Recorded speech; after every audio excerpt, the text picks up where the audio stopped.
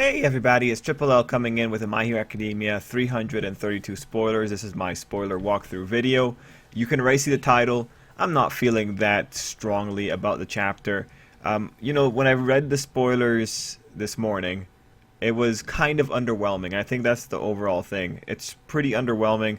When you see the chapter as well, what you'll notice is the reason that the spoilers are kind of underwhelming is just because the chapter is pretty bloated. When you look at the chapter, there are a few, I think there's 3 pages where there's not that much dialogue that actually matters. It's just damage depiction. And it's just, even the damage depiction is kind of underwhelming because the chapter spends so much time. But yeah, for chapter 332 right now with the spoilers, not super impressed. There are legitimately a few interesting morsels seeded into the chapter, but it ultimately feels like a pretty giant waste of time. It just feels like this is just a lot of fluff. And when you already have a character like Star who just kind of comes in out of nowhere, it's just a little bit lamer. But I do think that maybe the official translations might kind of fix that, because there are a few interesting points here. But yeah, for chapter 332, we're gonna have another week of Star and Shigaraki, and just again, it feels pretty bloated. Anyway, that's my opinion, but let's walk into the spoilers. And I will supplement the information here wherever I can. But the chapter begins with a flashback of Star in what appears to be an army training camp. So Horikoshi, again, just doing the regular, hey, I'm just going to tell you about all the boring parts of the story in flashbacks so that we can continue doing the main action. The other cadets are laughing at her for not being able to increase her physical capacity, and in a narration she talks about the limits of New Order. She was frustrated that she could not find a rule that would enable a significant improvement in her strength. So this is actually really interesting. It's strange that in a chapter that ends where it does, the author is talking about it was not simple for her to enable a rule that gives her strength. That's legitimately a weird detail. Mind you, there is an aspect of that flashback that was used later, so we'll have to see. Anyway, she says that many people associate this lack of strength with the fact that she is a woman, but these guys never told her this, which made Star very happy. So, this line is also extremely strange, just because she was frustrated she could not find a rule that would enable a significant improvement in her strength. So that says she's not able to find a rule that gives her super strength. And then they say that the lack of strength happens because she's a woman. That kind of rhetoric doesn't make sense in a quirky world, because quirks, as far as we know, don't discriminate between gender like that. And it's kind of silly. When you see Mount Lady, I don't think that Mount Lady is not strong. But mind you, this is just the way the summary is, and it might just be making a point about, oh, these guys didn't see her as a girl, they saw her as a brother in arms or comrade in arms. Comrade in arms is more appropriate. I feel like this is just a quick little jab, but I don't think it makes sense in the context of a quirky world. If in the context of a quirky world you're still basing ideas on a girl's not going to be strong because she's a girl, you're not seeing that you're living in a quirky world. But then again, Hero Academia does have some characters who are kind of behind the times. I mean, we have the whole thing with mutant shape discrimination. So there are people who are behind the times and would kind of be stuck on these kind of, I don't know, logics, I guess you could say. They joke that she is too hard on herself because she wants to reach All Might's level, but that they would always be there to supplement her shortcomings. That's pretty nice, because we do see that they actually are helping her out, like Star is in a team effectively. We continue. Back to the present, the missiles are coming. One of the pilots asks if she'll be able to touch them, and Star confirms, but she'll have to give up on the lasers rule. She asks them to hold Shigaraki while she does it. Shigaraki understands that the laser is not the final attack, because there would be no reason for her to keep using it even after realizing that Shigaraki has resisted and continues to regenerate.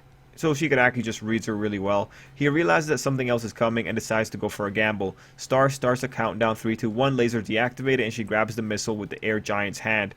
Now this is actually weird that the air giant is able to apply an order. This is ridiculously weird. I think it kind of breaks things. I have to think about it a little bit more, but I would love to know what you guys think about this. But if Star is able to touch missiles with an air hand, there was really never any reason for her to have to physically touch Shigaraki. No, think about it, really. If she can touch the missiles with the air giant's hand, why couldn't she just say, the atmosphere 100 meters away from me will take the shape of my hand? After she does that, she just uses the hand to touch Shigaraki, applies the order, taking off the strength order on herself, and then once the order's been applied to Shigaraki, she just lets go of the hand and puts back the strength order. It just doesn't make sense. The fact that she can do, in my perspective, unless there's something weird happening with the super strength rule, it's extremely strange to not use this tactic of passing an order through the air giant. And let me look at the pictures just to make sure. It does look like it's the air giant making contact with the missiles. I don't see any point where she doesn't make contact with the missiles. Also, the other thing is that she's somehow able to affect multiple objects at once. I don't understand. How is she able to affect multiple different missiles at once? How is that still legal? Why is it being taken as a plurality? So actually, now that I'm really reading this and I'm looking at the pictures, this feels a little bit unreasonable. I need to see the final chapter. It feels like everything's kind of breaking apart here. Anyway, let me just go back here. Star starts a countdown, 3, 2, 1, laser deactivated, and she gives the missiles, and she grabs the missiles with the air giant's hand. The order she gives is the Tiamat will rotate. Shigaraki jumps out of the sea toward the sky, but all the pilots start shooting at him simultaneously. Meanwhile, the missiles complete one full rotation, and the air giant presses them directly at the spot where Shigaraki is. The name of the attack is the state-of-the-art hypersonic intercontinental cruise punch. That's lame. Everyone is thrown backwards because of the impact, and even Endeavor is able to see the explosion from Japan. This is actually really critical because it tells us Endeavor is not making it to where she is. However, Shigaraki comes out of a hole in the ocean with his skin gone and a smile on his face. I'm not going to comment on that. I actually think that's pretty hilarious. I'll comment on that on the official chapter, but right now we're talking about other things. Anyway, a narration box says that Shigaraki is now able to freely control decay. We know that, so that's just reiteration.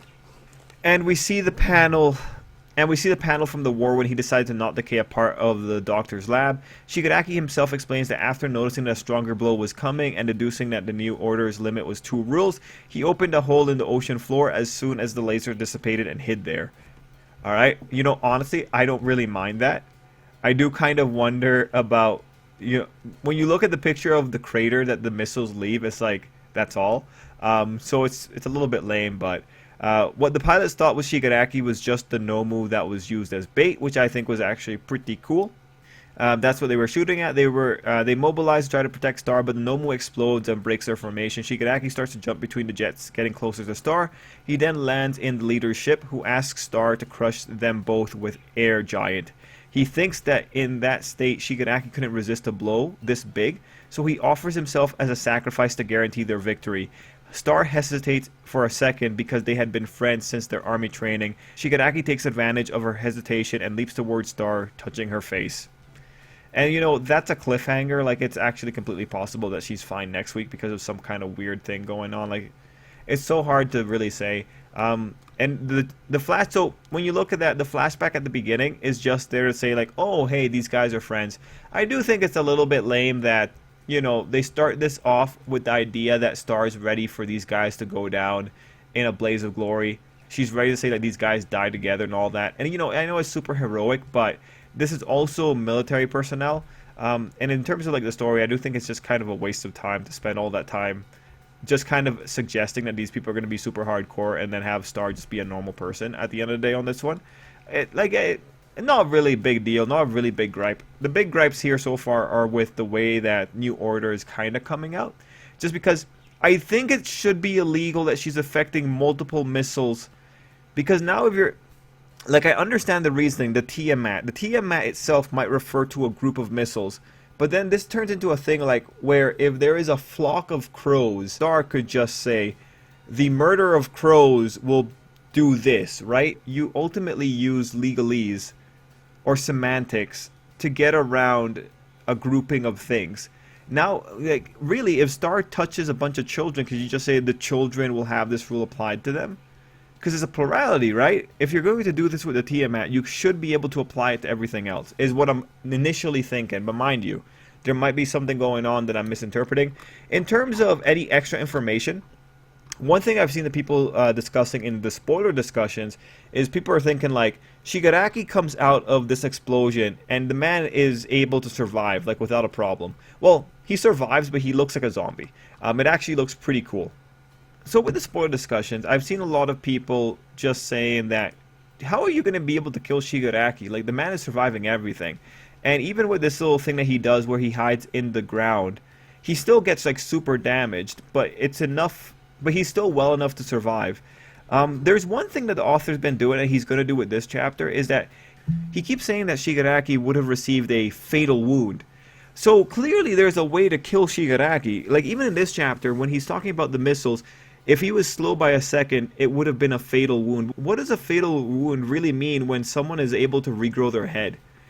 So it's just really odd. The author keeps having these moments of like saying like, oh, Shigaraki, hey, you know, if Star was strong enough, she could have killed you right there by ripping off your head or whatever. And then he has this moment of, oh, hey, Shigaraki, you could have died in the missile. He keeps saying that Shigaraki could have died, but that in of itself is just so nonsensical when we know one man has legitimately survived without a head. Ultimately, when you think about it, and when you look at what you have here, the author depicted the crater that the Tiamats leave.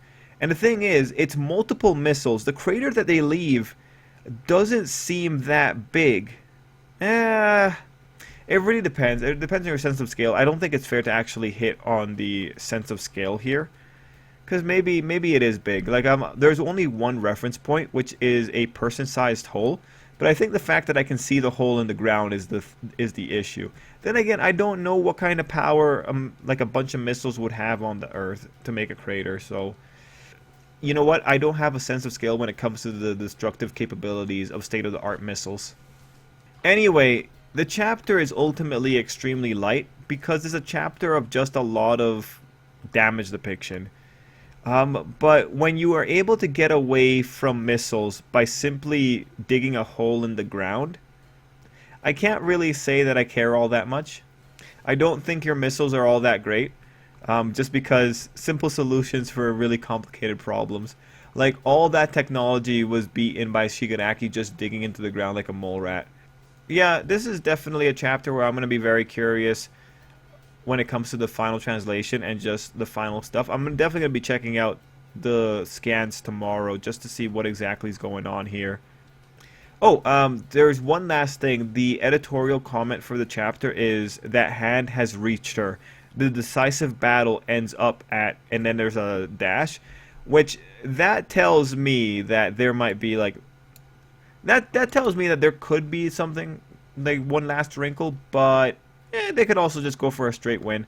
Yeah, guys, let me know what you thought down below of the spoilers, and till next time, I hope you have an absolutely great day.